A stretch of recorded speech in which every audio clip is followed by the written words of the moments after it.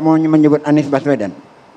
Silakan. Tahan dulu Bapak. Kita tanya dulu videonya. Oh Bapak ditahan dulu. Menyebut Anies Baswedan tidak Belanjakan uang rakyat selama pandemi. APBD Jakarta yang begitu besar, dia belanjakan untuk kepentingan ego pribadinya untuk maju sebagai presiden 2024. Dia mengabaikan tekanan rakyat yang meminta dia membatalkan rencana balapan mobil Formula E. Dan mengeluarkan 1 triliun. 1 triliun uang rakyat untuk acara tidak berguna itu. Uang rakyat sebanyak itu dihabiskan oleh Anies Baswedan di tengah penderitaan rakyat yang sakit, meninggal, dan hidupnya susah karena pandemi. Pura-pura peduli adalah kebohongan Anies Baswedan di tengah pandemi dan penderitaan orang banyak. Rekam jejak pembohong ini harus kita ingat sebagai bahan pertimbangan saat pemilihan nanti di 2024. Jangan sampai Indonesia jatuh ke tangan pembohong. Jangan sampai Indonesia jatuh ke tangan Anies Baswedan. Bang Andi, itu tidak hanya 1 kali menyebut nama seorang Anies Baswedan, bahkan di akhir kata, jangan sampai Indonesia jatuh ke tangan Anies Baswedan. Respon Anda bagaimana? Kita bicara tentang 2 subjek yang berbeda. Kalau kita bicara tentang pidato Giring Ganesa dalam hari ulang tahun 7 tahun PSI, kami bicara tentang kriteria. Tapi yang disampaikan pada September yang lalu, itu adalah kami memang betul mengatakan atau mengkritik Gubernur Anies Baswedan. Tapi diksinya pembohong itu selalu dicantumkan ya? Sama. Itu satu kualitas yang tidak boleh ada dalam seorang calon pemimpin.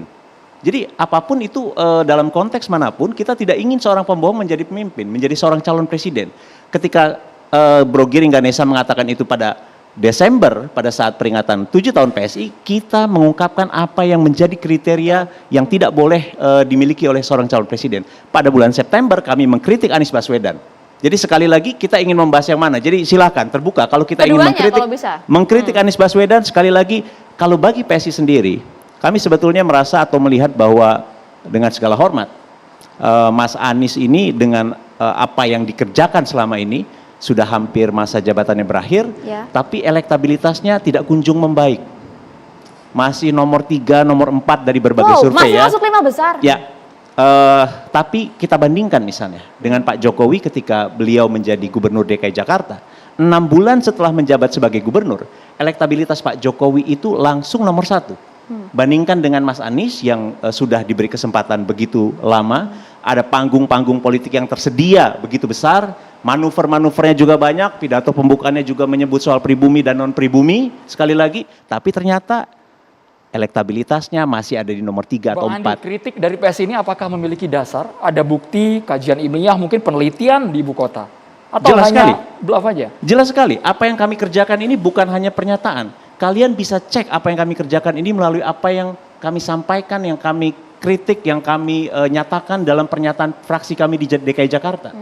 Fraksi PSI DKI Jakarta bekerja keras mengontrol jalannya pemerintahan, menjadi satu kekuatan oposisi yang efektif di dalam mengontrol kinerja gubernur, dan apa yang disampaikan oleh Bro Giring ini adalah penegasan dari apa yang kami kerjakan di Jakarta. Bisa tolong berikan kami 1-2 contohnya? Formula E paling jelas. Formula E adalah sesuatu yang paling jelas. Jadi sekali lagi kalau misalnya Anda bertanya, apa salah satu bentuk kualitas yang kami anggap tidak mampu tadi atau kualitas yang buruk tadi dari seorang calon presiden adalah bagaimana cara dia mengelola anggaran. Jadi begini gambarannya. Desember 2019, Gubernur Anies Baswedan menolak untuk mengucurkan dana sebesar 160 miliar rupiah untuk membebaskan lahan dalam konteks upaya untuk menanggulangi banjir. Alasannya nggak ada uang.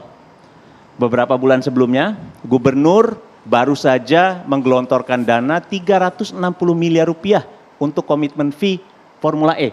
Sekali lagi, jadi untuk Formula E, balap mobil listrik ada uang, untuk menanggulangi banjir yang merupakan kepentingan rakyat banyak, Gubernur tidak bersedia mengeluarkan anggaran. Dan yang terjadi beberapa hari kemudian, 1 Januari 2020, kita semua menjadi saksi Jakarta banjir besar.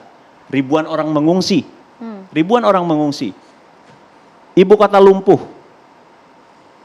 Lagi-lagi siapa yang menjadi korban? Oke, kalau Rakyat begitu, kecil. Jadi sekali lagi ya. ini adalah salah satu kualitas seorang pemimpin yang tidak bisa membelanjakan uang rakyat. Sekali lagi ini uang rakyat, Bang bukan Andi, uang milik dirinya. Bursa capres kan banyak itu nama-namanya, sudah beredar semuanya. Tapi kenapa hanya fokus ke Anies saja yang dikritik habis-habisan, Bang Andi? Sekali lagi apa yang kami sampaikan ketika dalam konteks Formula E ini adalah bagian dari upaya kami mengontrol kekuasaan, kalau banjir mengontrol juga jalannya kemudian pemerintah. tidak hanya di Jakarta, di Kalimantan, di Jawa Tapi Barat, di bagaimana beberapa Anda daerah. menjelaskan? Nanti kita akan bahas juga ya Bagaimana kalau Anda mengenai menjelaskan 2024 ya Bang ya.